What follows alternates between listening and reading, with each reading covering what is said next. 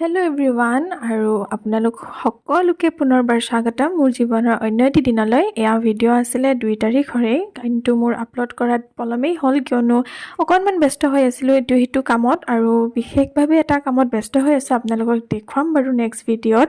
সময় দেখিছে নহয়, অলৰেডি 8:30 বাজি পাৰ হৈ গ'ল। মোৰ উঠোতে লেট হৈ গ'লে কিয়নো আগদিনাখন অকণমান সৰুকৈ পাৰ্টি এটা হৈছিল ঘৰত।